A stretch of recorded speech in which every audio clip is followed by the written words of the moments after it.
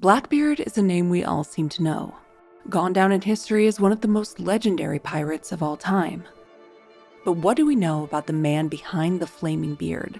Who was he? What did he look like? Today, we'll tell you his story and use contemporary sources to decipher what he really looked like. So let's go ahead and get started. The child that would later be known to history as Blackbeard is presumed to have been born around 1680 in the port town of Bristol, England. Although we know very little about his youth, we do know that during this time he must have learned how to read and write, something only about 30% of adult men could do at the time, leading historians like author Robert Lee to speculate that he most likely came from a respectable, wealthy family. Yet this idea leads to a question. How did a man like this end up in the Caribbean as a pirate? Well, during the late 1600s, Bristol was one of the largest cities in England, second only to London, due mostly to the rise of the American colonies, which rapidly expanded trade across the Atlantic. Inevitably, the rise of the American colonies led to war between France, Spain, and England over control of this new world.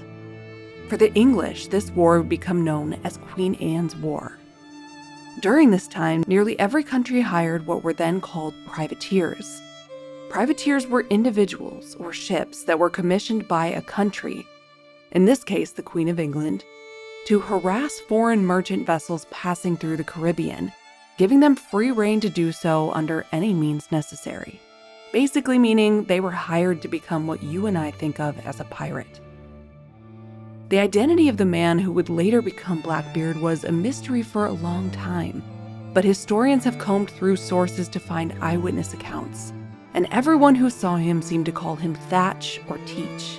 This led historians to search for records, and they found a man named Edward Thatch Jr. Now, sometime in the 1690s, Edward Thatch Jr. is known to have crossed the Atlantic, and was soon hired as a privateer out of Jamaica. Now, this Thatch was said to have been a natural, and over the course of the next few years, he not only learned the ropes on how to attack, board, and capture ships as prizes, but he did so with an uncommon boldness and personal courage. This time in the Caribbean is described now as the golden age of piracy. It had started in the 1650s and had only grown since, especially now because of Queen Anne's War. In 1713, Queen Anne's War ended after more than a decade, and with it ended the need for these privateers. For some, this line of work was the only thing they knew.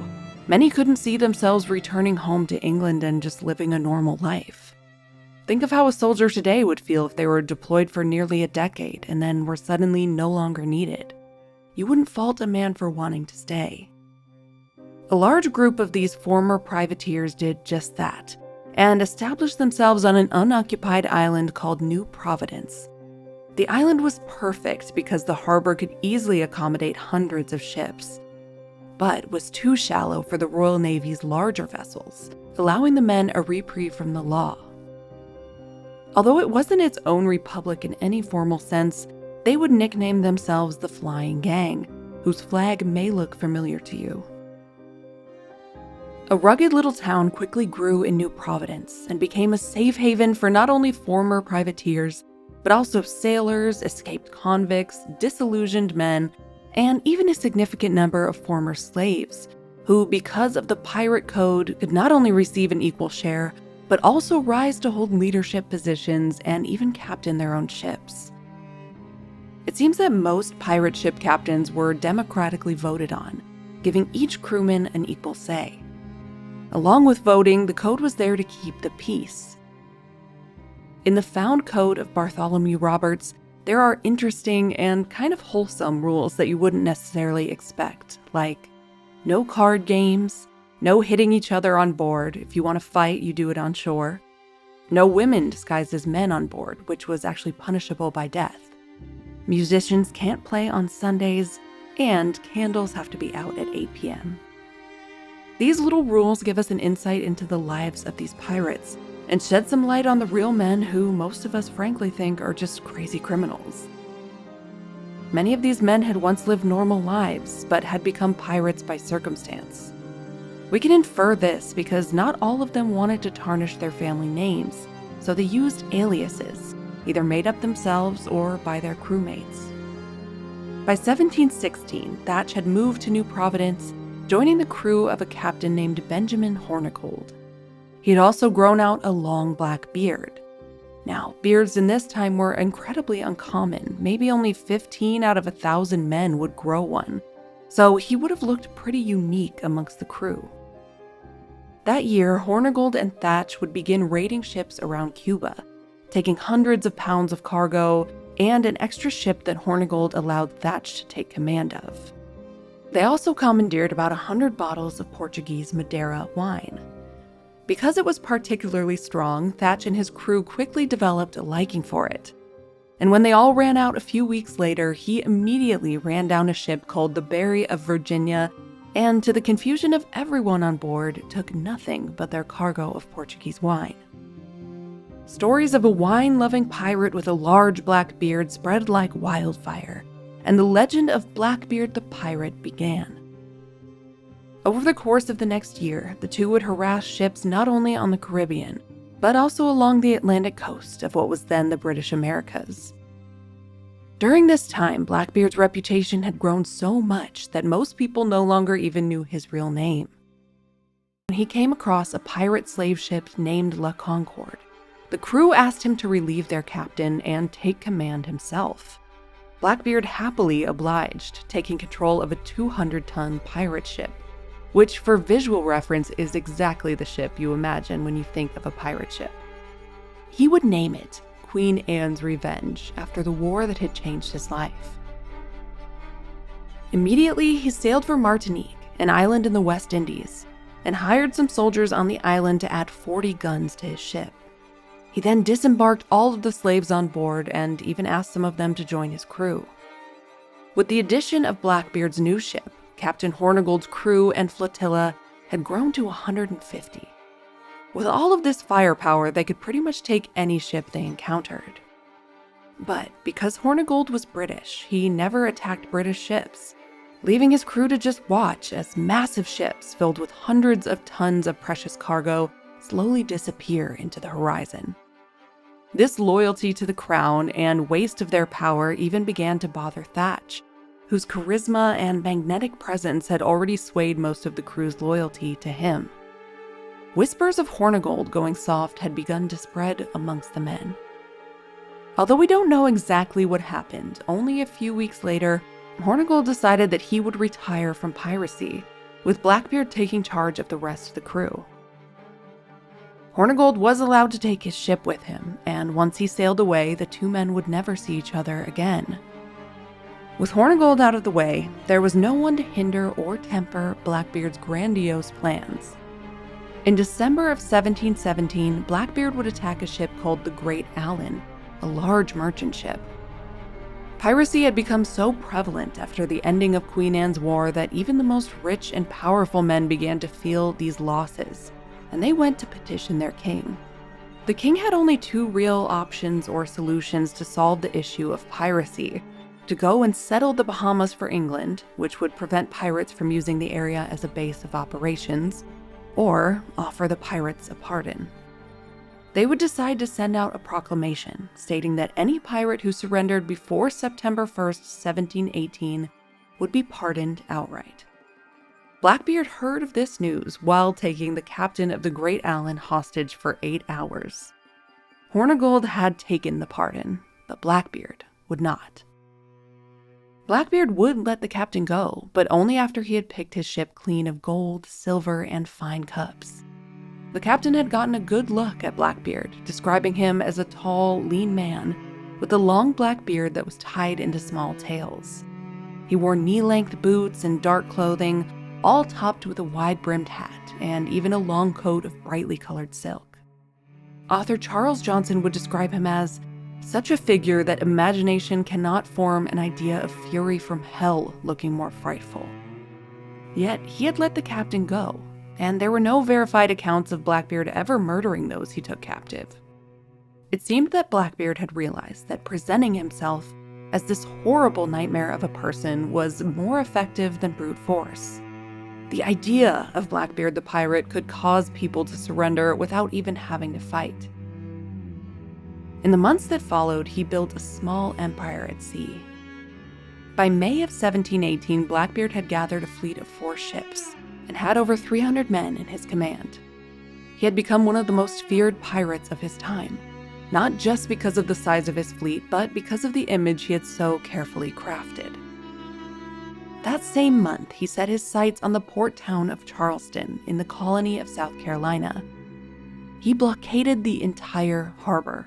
Not one ship in, not one ship out. For nearly a week, the people of Charleston lived in fear, watching helplessly as Blackbeard's fleet loomed just off the coast. But he didn't want gold. He didn't want silver. All he demanded was medicine. You see, someone on board, maybe one of his crew or maybe Blackbeard himself, was sick. And not with something simple. It was likely something more brutal, maybe syphilis, dysentery, or yellow fever. With skepticism, they sent over a chest full of medical supplies, and in return, Blackbeard kept his word. No one was harmed, not a single building was burned, not a single cannon fired. He took the medicine and sailed away. It was bold, it was strange, and it was something that no pirate had ever done before, which only fueled his legend even further. Was Blackbeard a good man? Whatever it was, it seems even he realized that eyes would be on him after the Charleston blockade. Only a few weeks later, he ran Queen Anne's Revenge aground off the coast of North Carolina. Some say it was an accident, but others believe that Blackbeard did nothing without a purpose. The legendary Queen Anne's Revenge was lost, and his massive flotilla was disbanded. Blackbeard took only a handful of his men, and at least for the time being, he seemed content with this being the end of his story. He accepted the king's pardon and settled on Ocracoke Island, buying land, attending parties, and may have even married a local woman. But it was a short-lived peace. Seems like he couldn't just live a normal life, and he began piracy once again, but this time at a much smaller scale. Living like sort of a half-pirate, half-gentleman, even doing favors for the governor of North Carolina in exchange for him turning a blind eye. Unfortunately for Blackbeard, not everyone was satisfied with this arrangement. The governor of Virginia, Alex Spotswood, couldn't care less about pardons or secret deals. He wanted Blackbeard gone. So, without asking anyone's permission, Virginia sent a force of 2 ships under the command of a young Royal Navy officer, Robert Maynard, to hunt Blackbeard down. By November of 1718, he had tracked Blackbeard to Ocracoke, where he was anchored with just 1 ship and about 20 men.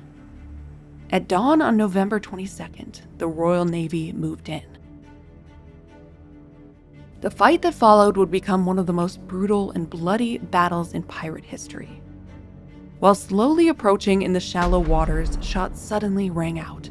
Blackbeard's crew had realized what was happening and had fired the first volley, blasting Maynard's ship with cannon and musket fire, destroying more than a third of Maynard's men and disabling one of the 2 ships he had brought in the first seconds of the battle. Blackbeard, in his usual fashion, came out aggressively and boarded the disabled ship himself. What he didn't know was that although Maynard had suffered losses, he'd been able to regroup with the men who were alive and relayed his plan to them. When Blackbeard stepped foot on the ship's deck, Maynard and his men stormed up from below, swords drawn, and began vicious hand-to-hand combat with Blackbeard and his men.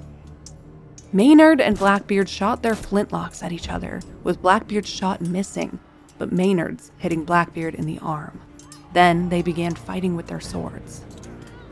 Although Maynard had been trained with the sword, Blackbeard had more experience on his side, and even with his shot arm, he pressed Maynard further, and was about to deliver a killing blow when he was slashed across the neck by another of Maynard's men. Badly wounded, Blackbeard still reportedly fought like a madman, but was eventually overwhelmed and killed. His remaining crew quickly surrendered. When Maynard examined the body, he realized that Blackbeard had been shot 5 times and cut no less than 20 times before dying. After this, Thatch's body was buried on Ocracoke Island. But his head was taken back as a trophy, spiked on a pole at the mouth of Chesapeake Bay, where it stood for years, as a warning to others. This is how pirates die. And that was the end of the man known as Blackbeard, but not of his myth. Because what Blackbeard understood better than any pirate of his age was that his image was his legacy. He created something bigger than himself, a story that outlived every bullet, every sword, and every gallows meant to erase him. And today, centuries later, we still remember him. Not as a man, not as Edward Thatch from Bristol, but as an iconic symbol of an era gone by. So what did Blackbeard really look like? As we talked about in the story, Blackbeard didn't love violence. He relied on his reputation rather than his actual deeds to inspire fear in his enemies, which made him really fun to research and recreate. While it makes sense that we don't have any formal portraits of Blackbeard, it wasn't the type of thing that most pirates valued or took the time to do, we do have a few descriptions of the man. As we said in the story, the captain of one of the commandeered ships, Henry Bostock, said that Blackbeard was tall, with a very black beard which he wore very long. And that's actually the only confirmed eyewitness description of the pirate, and it doesn't even include any of the embellishments that later authors typically add. The more colorful descriptions come from a writer who went by the pen name Captain Charles Johnson, whose real name and identity has stymied scholars for centuries. His book, called The General History of Pirates, included a huge amount of detail on specific pirates, which leads many to believe that he may have been a pirate in the past, later writing on his own adventures. But since we don't know who he is, and he was writing after Thatch's death, we need to take his commentary with a grain of salt. He wrote that Thatch had a very black beard, naturally, which was extremely thick and long, almost coming up to his eyes and covering much of his face. Blackbeard would twist it into braids and add small ribbons to tie the ends, almost in a mockery of European wigs. He wore dark clothing and a long cloak of bright velvet. It was said that he carried bandoliers with pistols and knives across his chest or waist. It's also Charles Johnson who brings up the piece of lore that Blackbeard would wear lit fuses under his hat to frighten his enemies. So what do we know about what historic pirates from the time would actually wear? Does it match up with what Johnson is saying here? And for the most part, yes, it does. Although we think of pirates as dressing kind of flamboyantly, they were first and foremost sailors, so their clothing would reflect that. Daily clothing of the crew would be a simple linen shirt, a neck scarf to protect from water and wind, a waistcoat, and baggy trousers that could be rolled up while wading in water or climbing ashore. A lot of the jackets or coats they would wear were similar to what we would think of as a 1700s soldier's work jacket. Captains, like Blackbeard, had a little more freedom with what they wore since they weren't responsible for the day-to-day ship tasks. A famous pirate known as Black Bart was also known for his red silk coat and matching waistcoat. Despite pirates' reputation for wearing gold earrings and jewelry, it was super impractical to do this on a ship, so this probably didn't happen. Some pirate captains actually would wear the typical 18th century court wigs, which shows them more as gentlemen caring for their appearance than we might think. So, of course, we don't have an actual reference for Blackbeard's facial features, but we can create an artistic image of him showing what he would have worn and what he looked like based on descriptions. He would be in his late 30s during his glory days as a pirate. I would imagine he would look quite weathered with quite a bit of sun damage. He probably wasn't as crazy looking as later descriptions make him, so I'm kind of trying to thread the needle between the practical clothing we know sailors wore and the descriptions of the man himself. So let's take a look at what Blackbeard might have looked like now.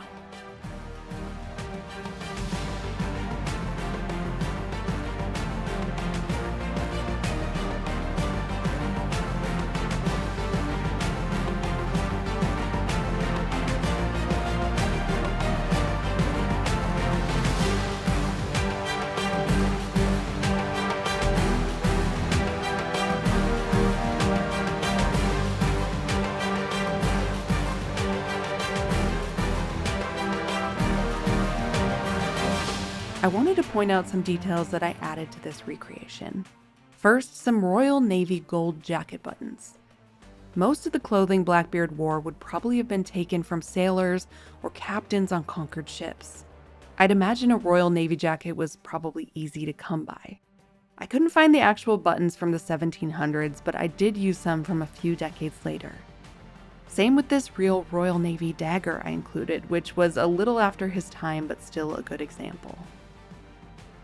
I omitted the lit fuses from the recreation just because I'm skeptical that that was real. That definitely seems like one of the most embellishing details of his appearance to me. As for a modern Blackbeard, I imagined he still might be doing something on the sea, maybe even still working for the British military, but in this life on the right side of the law. Thank you all so much for watching. It would really help us if you hit that like and subscribe button, and we'll see you all for the next video.